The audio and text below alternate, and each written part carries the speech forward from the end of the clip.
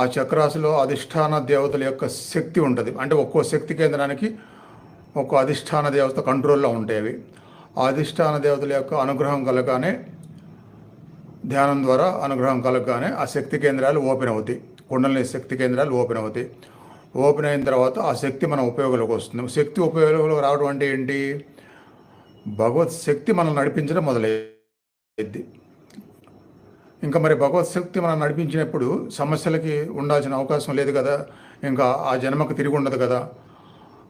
అందువలన అంత గొప్పగా పనిచేస్తుంది ఈ క్రియాయోగ.